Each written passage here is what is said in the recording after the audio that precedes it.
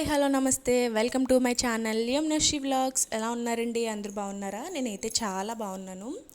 Last video continuation అనమాట. ఇది fishes clean అయిపోయిన తర్వాత నేను దాంతో బెండకాయ వేసి మంచి చేపల పులుసు చేశానండి. టేస్ట్ అయితే అద్దరిపోయిందనమాట, చాలా బాగుంది. మీరందరూ కూడా తప్పకుండా ట్రై చేయాల్సిన రెసిపీ అనమాట. అయితే ఇంకెందుకు ఆలస్యం, రెసిపీలోకి వెళ్ళిపోదాం పదండి. ముందుగా దీనికోసం ఒక చిన్న మసాలా ప్రిపేర్ చేసుకోవాలండి. దానికోసం ఆవాలు, జీలకర్ర, ధనియాలు, మెంతులు ఈ 4 డ్రై రోస్ట్ చేసుకుని పౌడర్ చేసుకుని పెట్టేసుకోవాలన్నమాట.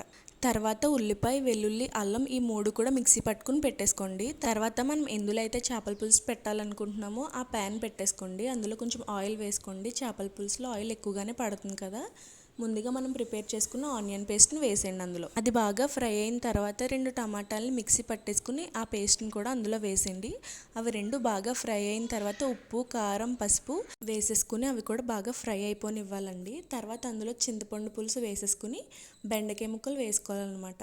అవి కూడా బాగా మరిగిపోయిన తర్వాత దించేసే ముందు 4 పచ్చిమిరపకాయలు అలాగే కొంచెం కొత్తిమీర పైన వేసేసుకుని ఫస్ట్ మనం చేసుకున్న పౌడర్ని కూడా వేసేయాలన్నమాట. బాగా మరిగిపోయిన తర్వాత దించేసుకుని సర్వ్ చేసేసుకోవడమే. మీరు అందరూ తప్పకుండా ట్రై చేయండి. ఇంకా డీటెయిల్గా మరొకసారి వీడియోని షూట్ చేసి పెడతాను. అంతవరకు మన ఛానల్ లైక్ చేయండి, షేర్ చేయండి, కామెంట్ చేయండి అండ్ సబ్స్క్రైబ్